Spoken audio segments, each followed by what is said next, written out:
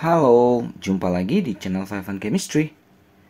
Video kali ini mau bahas latihan soal akhir bab 4. Materinya reaksi redoks dan elektrokimia. Kali ini yang bagian uraian. Ada 10 soal yang mau saya bahas, langsung aja saya mulai. Nomor 1 sampai 3 ini ya. Jadi perhatikan reaksi auto redoks berikut untuk menjawab soal nomor 1 sampai 3. Br2 tambah OH- menghasilkan Br- tambah BrO3- tambah H2O. Yang satunya setarakan reaksi redoks tersebut dengan cara setengah reaksi. Langsung aja ya kerjain yang bagian satunya. Jadi saya tulis ulang dulu. Br2 tambah OH- menghasilkan Br- tambah BrO3- plus H2O. Jadi untuk tahu mana reduksi mana oksidasinya kita bisa menentukan biloks dulu. 0, min 2 plus 1, min 1, min 2 kalau ada 3 min 6, maka ini jadi plus 5, plus 1, min 2. Oke, nah kan kelihatan di sini yang mengalami reduksi atau penurunan adalah reaksi Br2 menjadi Br-. Yang biloksnya turun ya. Oksidasinya Br2 menjadi BrO3-. Ya, karena ini tadi udah dikasih tahu nih auto redoks ya. Oksidator reduktornya adalah zat yang sama. Oke, bagian reduksi paling gampang karena nggak melibatkan O dan nggak melibatkan H.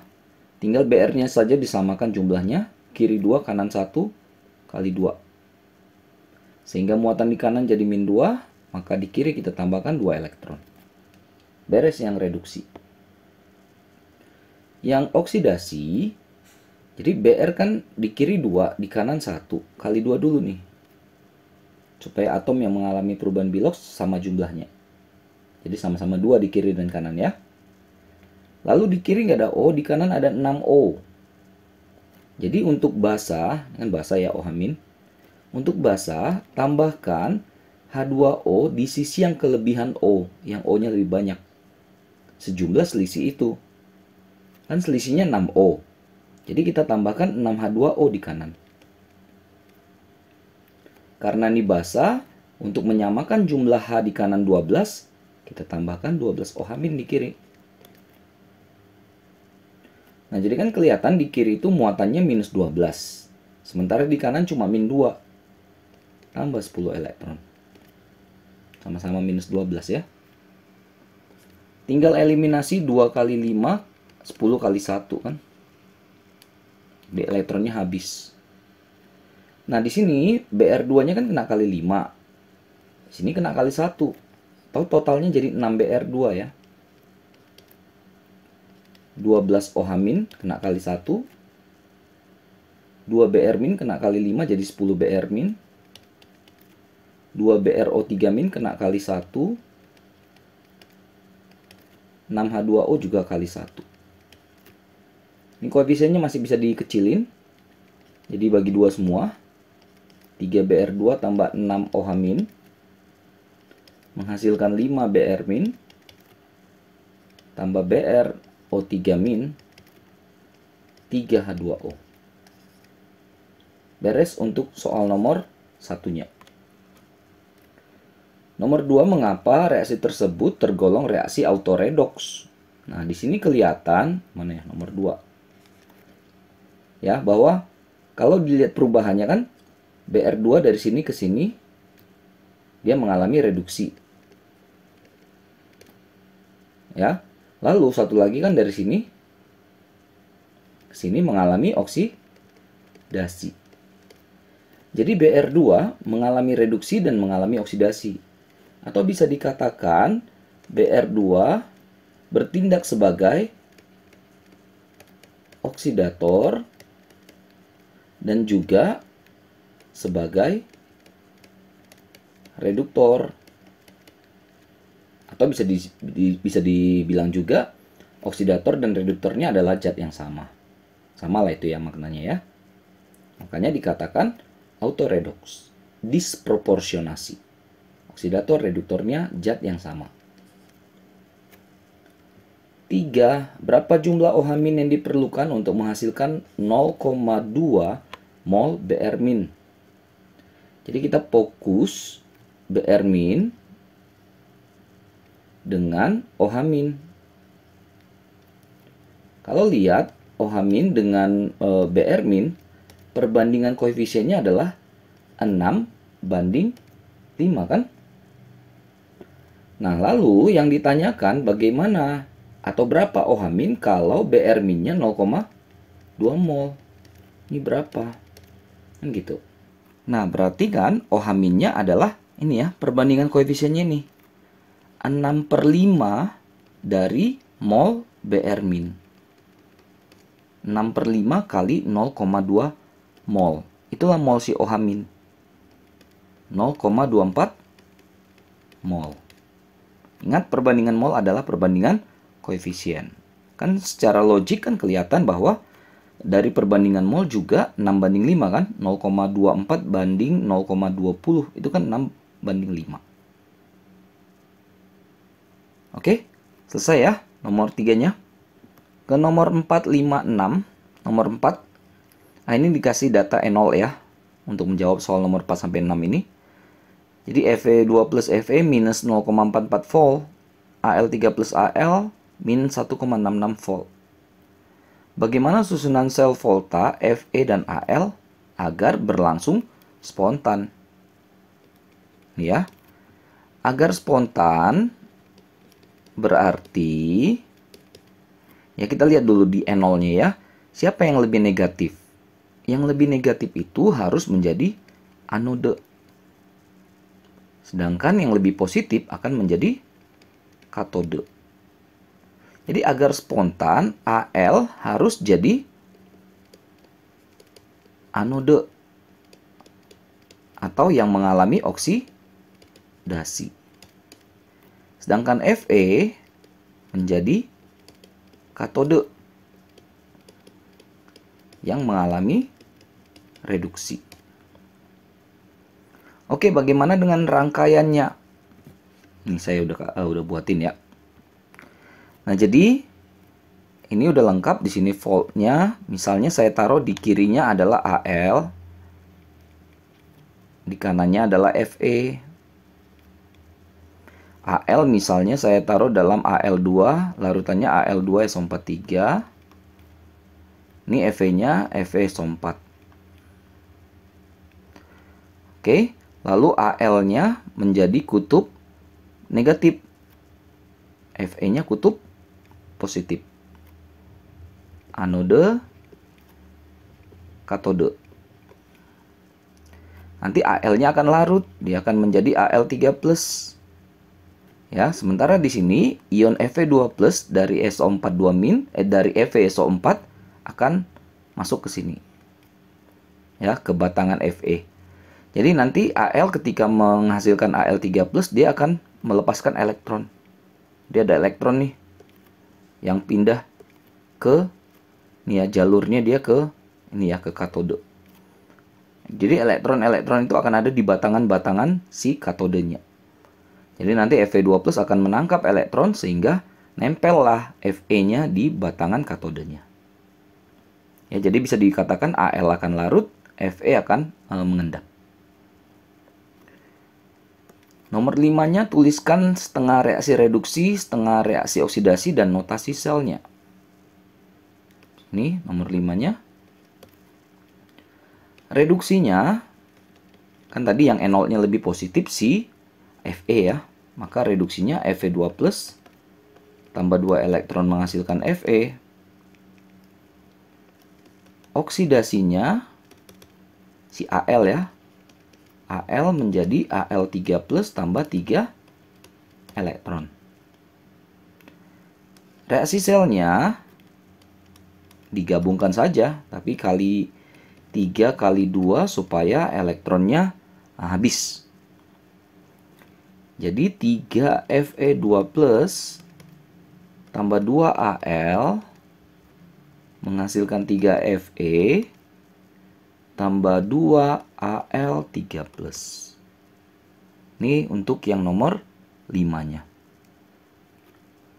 Nomor 6-nya sebenarnya pakai langsung di nomor 5 juga bisa, tapi di sini potensial sel standar saya ngitung aja ya langsung. N0 sel sama dengan N0 dari katode kurang anode. Katodenya kan tadi si Fe kan. Jadi masukin aja angkanya min 0,44. Anodenya Al minus ya. Jadi min ketemu min. Atau bisa dibilang min 0,44 tambah 1,66. Atau 1,66 kurang 0,44. 1,22 volt. Positif ya. Spontan nih. Oke, untuk 4, 5, 6 juga beres ya. 7 dan 8 nih menghitung ya. 7 dulu. Elektrolisis larutan Na2SO4 menggunakan elektroda PT. Ini inert jadi aman. Menghasilkan 0,448 liter gas H2 pada keadaan STP. Arus listrik 0,5 ampere. Tentukan waktu, lalu hitung volume O2. Itu pertanyaannya. Oke, jadi mulai yang A dulu. Jadi simpelnya buat dulu reaksi ya. Ionisasikan dulu Na2SO4 jadi 2Na plus SO4 2-. Lalu di katode, karena ini larutan, maka Na plus kan kalah sama air ya. Air yang tereduksi di katode. Oke. Nah, lalu tadi kan yang dikasih tahu itu ini H2-nya sebanyak 0,448 liter pada keadaan STP. Langsung aja bagi dengan 22,4. Maka dapatlah 0,02 mol si gas H2-nya. Nah, bisa kita pindahkan ke sini, ke elektron. Nah, nanti di elektron kita bisa dapat waktu. Jadi mol elektron, kalau lihat koefisien elektronnya 2, koefisien H2-nya 1, maka mol elektron 2 kali lipatnya kan? 0,04 mol. Nah, ingat, mol elektron sama dengan I kali T per 96.500. Nah, itu muncul T-nya. 0,04 mol elektronnya harusnya 0,5 ya. Kali T per 96.500. Maka T sama dengan 0,04 kali 96.500 dibagi 0,5. Ini dapat 7720 detik. Jadi inilah waktu ya yang diperlukan untuk elektrolisis itu. Lalu masih ada yang bagian B, menghitung volume O2 yang dihasilkan pada kondisi STP. Nah, kalau di anodenya, tadi kan katodenya ini, kalau di anodenya kan ini sisa asam oksi namanya ya. Kalah sama air dia. Jadi air teroksidasi di sini. 4H plus O2 4E. Yang ditanya itu ini. Nah, elektron yang kita pakai, tadi kan elektron di katode sudah ada 0,04 mol. Elektron di anode katode sama aja ya, nggak usah pikirin koefisiennya. Jadi ini juga 0,04 mol. Jadi O2-nya, kalau lihat koefisiennya, O2 itu kan 1/4 dari elektron, ini kan? Karena koefisien O itu 1, koefisien E itu 4. Jadi ini 0,01 mol. Yang ditanya V, volumenya pada keadaan STP. Mol kali 22,4. 0,01 kali 22,4. 0,2224 ya, liter. Itulah volume gas oksigen yang dihasilkan pada keadaan STP. Lalu nomor 8, Larutan NaCl yang dielektrolisis, elektrodenya inert, grafit, aman. 3,36 liter gas Cl2 di anode. Jika arus yang sama digunakan untuk elektrolisis lelehan MgCl2, nah logam Mg yang terbentuk pada katode berapa gram? Oke, kita buat di sini. NaCl dulu, ionkan. Na+, Cl-. Berarti di anodenya si Cl- kan akan menjadi Cl2 plus 2 elektron. Karena golongan 7 ya, jadi diatomik. Cl2-nya dikasih 3,36 liter. Tanggap aja lah ini STP ya, supaya kita bisa bagi dengan 22,4. Dapat nih 0,15 mol. Tadi kan katanya arus yang sama. Kalau arus yang sama, elektronnya yang sama kita pakai nanti. Jadi pindahkan dulu ke elektron. Lihat koefisien Cl1, koefisien elektron 2. Artinya mol elektron 2 kali lipat dari mol Cl2. 2 kali lipat dari 0,15, 0,3 mol. Ini yang kita pakai nanti untuk pindah ke zat yang satu lagi. Zat yang satu lagi kan lelehan MgCl2. MgCl2, Mg2+, 2Cl-. Tapi yang dia bahas itu cuma si Mg-nya saja. Lelehan kan tidak ada air. Berarti si Mg2+ itu yang langsung kena reduksi kan? Menghasilkan logam Mg. Nah, udah dapat nih elektronnya. Kan arus listrik yang sama berarti elektronnya sama. Ini 0,3 mol. Kalau elektronnya 0,3 mol, Mg-nya berapa mol? Mainkan lagi koefisien. Koefisien Mg itu 1/2 dari koefisien elektron. Maka molnya juga segitu. Setengah dari 0,3. 0,15 mol. Yang ditanya bukan molnya tapi masanya, ya kan? Masa si Mg.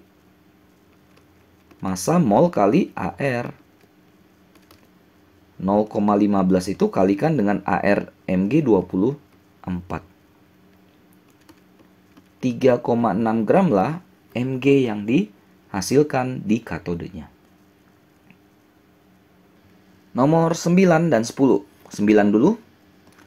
Karat atau besi 3 oksida, Fe2O3 ya, merupakan produk yang dihasilkan dari proses korosi besi.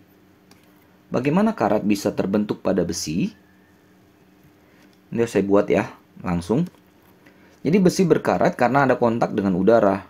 Ada O2 di situ dan ada H2O juga di situ ya. Ingat bahwa perkaratan besi ini merupakan proses elektrokimia. Jadi dia melibatkan reaksi di anode dan reaksi di katode. Nah, logam besi mengalami oksidasi di anode. O2 oksigen mengalami reduksi di katode. Ini reaksinya ya. Jadi logam besi menjadi Fe2+ tambah 2 elektron. O2 tambah 2H2O tambah 4 elektron menghasilkan 4OH-. Nah, Fe2 yang dihasilkan tadi, Fe2+ yang dihasilkan di anode tadi akan mengalami oksidasi lagi, oksidasi lebih lanjut dengan persamaan seperti ini. Fe2+ tambah O2 tambah 4 plus 2NH2O menghasilkan 2 Fe2O3 NH2O tambah 8H+. Inilah yang disebut dengan karat besi. Ya, jadi simpelnya kenapa bisa terjadi korosi besi, karat pada besi, adanya kontak dengan udara, oksigen, dan uap air. Reaksinya itu bisa juga dihafal ya. Nah, terakhir nomor 10, ada cincin dari titanium, pengen dilapisi dengan emas, Au ya, dengan proses penyepuhan atau electroplating. Nah, tentukan katodenya yang mana, anodenya yang mana, dan elektrolit yang digunakan apa. Kemudian gambarkan rancangan sel elektrolisisnya. Oke, jadi gini. Katodenya adalah logam yang akan dilapisi. dilapisi. Tadi apa yang mau dilapisi? Cincin, titanium. Anodenya apa? Anodenya adalah logam yang akan melapisi. Karena nanti dia akan larut ya. Mau melapisi pakai apa? Emas. Ya berarti dia akan menjadi anodenya, AU-nya. Lalu satu lagi, elektrolit. Larutannya, elektrolit harus mengandung ion yang ada pada anode. Misalnya kita bisa pakai AuCl3. Kan ada ion Au3+ di situ. Gitu ya. Rancangannya saya udah buatin di sini. Oke, jadi ada sumber arus. Nah, jadi di anode itu emasnya. Nanti dia akan larut menjadi Au3+. Sementara di katode, Au3+-nya akan menangkap elektron yang lepas di anode. Karena elektron ini jalan ya ke atas. Terus dia pindah ke katode, dia ada di cincin-cincin tadi. Sini elektron semua nanti nih. Lalu Au3+ nangkapin elektron itu. Atau kalau buat reaksinya, katodenya terbuat dari Ti kan, cincin tadi. Ini terjadi reaksi reduksi. Jadi Au3+ akan nangkap 3 elektron menghasilkan Au. Au inilah yang mengendap di cincin tadi. Sehingga cincinnya terlapisi kan. Anodenya si Au kan. Au-nya yang teroksidasi. Au3+ tambah 3 elektron. Ini bisa dicoret. Jadi tinggallah Au menjadi Au. Artinya Au yang dari anode yang larut nanti akan menjadi Au yang di katode yang mengendap. Oke, selesai ya. Untuk bagian uraian 10 soal, mudah-mudahan bisa dimengerti, dipahami. Mudah-mudahan bisa membantu buat kalian yang terutama sedang belajar materi ini. Mohon maaf, kesalahan kekurangan, cuma niat bantu saja ya. Jangan lupa cek terus, update terus video-video terbaru lainnya di channel Five and Chemistry ini. Sampai jumpa dan bye-bye.